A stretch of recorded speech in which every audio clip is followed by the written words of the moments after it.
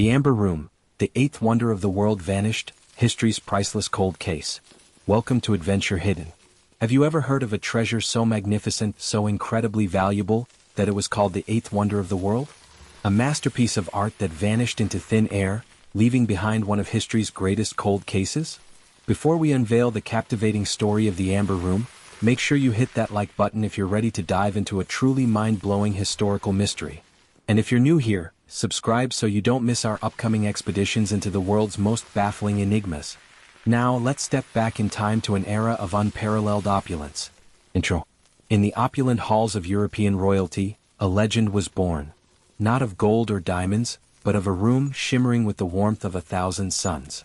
Panels crafted from 6 tons of pure amber, adorned with gold leaf and precious jewels, reflecting light in a mesmerizing dance. This was the Amber Room, a gift between emperors, a symbol of power and artistry, a true eighth wonder of the world. But its story is not merely one of beauty, it's a tragic saga of invasion, plunder, and an almost impossible disappearance. In the brutal chaos of World War II, this priceless masterpiece was stolen by the Nazis, taken to a fortress and then vanished.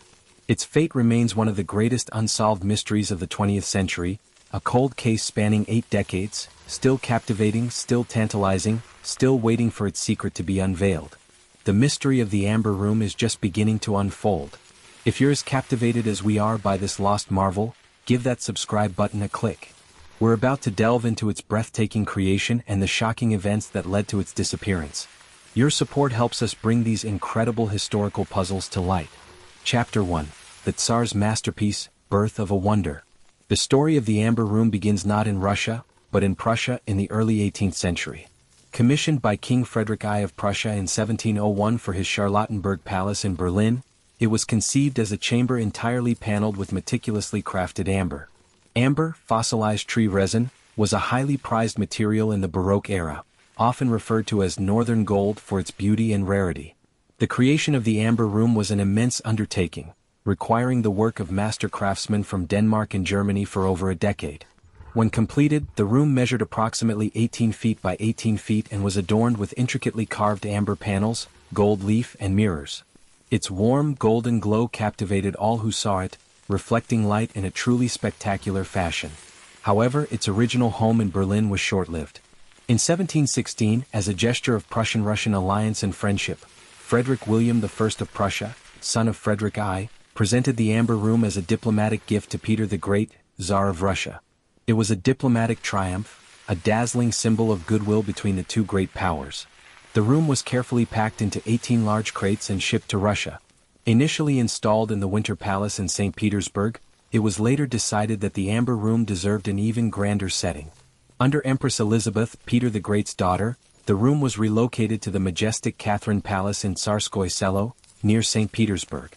Here it was expanded and redesigned by the Italian architect Francesco Bartolomeo Rastrelli, who incorporated additional amber panels sourced from Germany, as well as gilded carvings, intricate mosaics, and mirrors to perfectly fit the grand hall of the palace.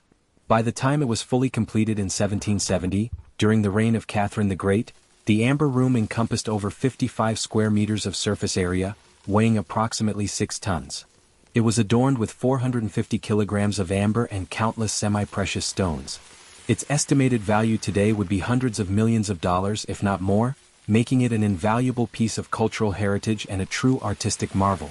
For over 170 years, the Amber Room remained a jewel of the Catherine Palace, a breathtaking testament to human craftsmanship and the opulence of the Russian imperial court, little knowing the fate that awaited it. Chapter 2. The Nazi Invasion and the Looting of a Legacy.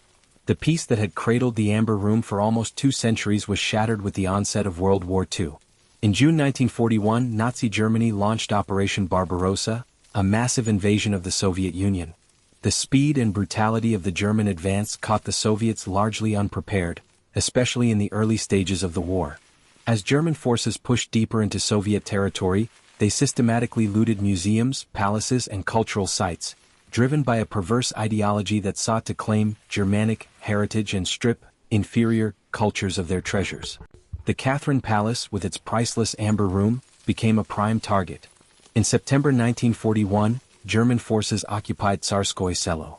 Recognizing the immense value and German origin of the Amber Room, they immediately set about dismantling it. Unlike other artworks that might have been hastily removed, the Amber Room required meticulous and careful handling. The amber panels, brittle with age, could not simply be pulled off. Nazi art experts and soldiers spent 36 hours systematically disassembling the room.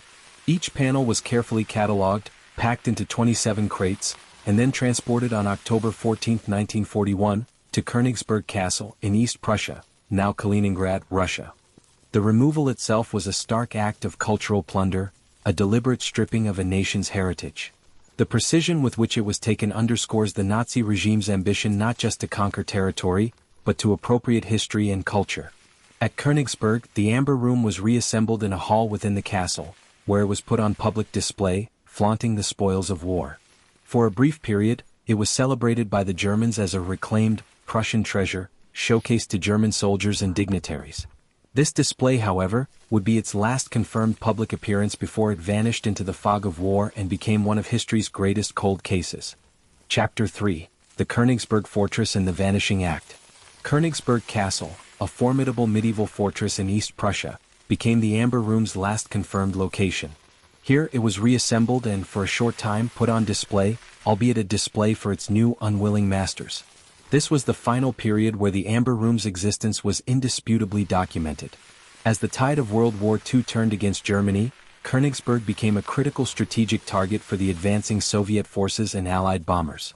In August 1944, British Royal Air Force bombing raids devastated much of Königsberg, including significant portions of the castle. While the Amber Room was believed to have been packed into crates and moved to a basement vault for safekeeping before the heaviest bombings, its exact fate during these chaotic days remains shrouded in mystery. The final, decisive assault on Königsberg came in April 1945, with the Red Army's brutal siege and capture of the city. What remained of Königsberg Castle was largely destroyed by artillery and fire. When Soviet forces finally entered the ruins, the Amber Room was nowhere to be found. The crates were gone. The vault was empty.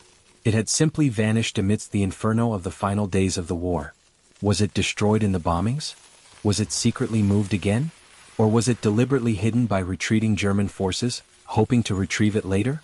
The chaos of the war's end, the destruction of records, and the sudden collapse of the Nazi regime created the perfect conditions for the Amber Room to disappear without a trace. This moment in April 1945 marks the exact point where the Amber Room transitioned from a stolen masterpiece to one of the world's most enduring and valuable unsolved mysteries, launching an international cold case that continues to this day. The disappearance of the Amber Room is truly staggering, isn't it? Billions of dollars worth of art just gone. What do you think happened to it? Let us know your theories in the comments below. And if you're finding this deep dive into history's greatest cold case as thrilling as we are, please take a moment to like this video and share it with anyone who loves a good mystery. Your engagement helps keep these incredible stories alive. Chapter 4: Decades of Desperate Search. Clues, Theories and Hoaxes. The end of World War II did not mark the end of the Amber Room story. Rather, it began its most intriguing chapter, the relentless, often desperate search for its whereabouts.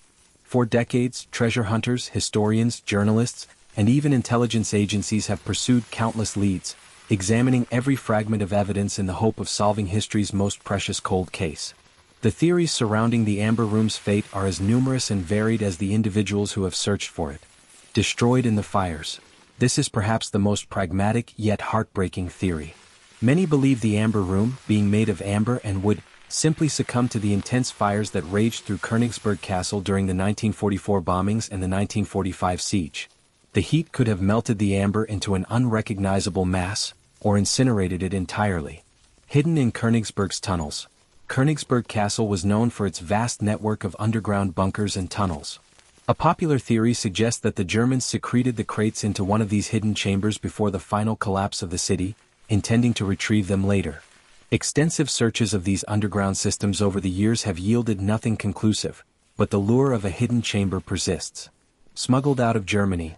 Some believe that select Nazi officials, knowing the value of the Amber Room, managed to smuggle it out of Königsberg in the final days of the war, perhaps by submarine or train, to a secret location in Germany, South America, or even aboard the infamous Nazi gold train legends. These theories often tie into broader post-war Nazi escape narratives. Hidden in a mine or bunker elsewhere. Germany itself is riddled with vast, secret underground facilities, mines and bunkers used by the Nazis to store treasures and house industries. One prominent theory suggests it was moved to a salt mine in Bernburg, or perhaps to a secret bunker in the Harz Mountains, areas known for other hidden Nazi treasures. Captured by Soviets and secretly stored.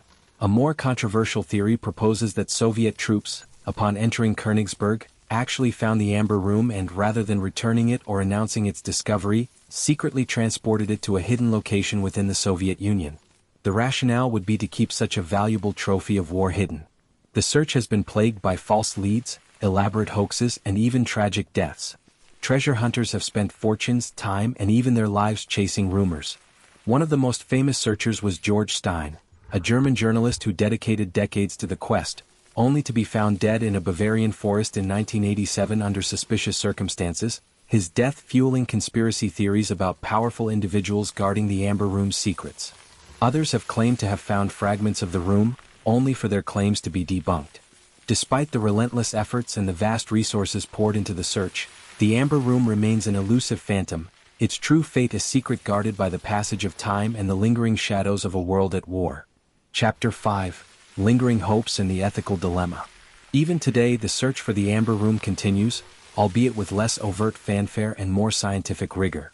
Modern searchers utilize advanced ground-penetrating radar, seismic surveys, and historical document analysis to re-examine old theories and explore new potential locations.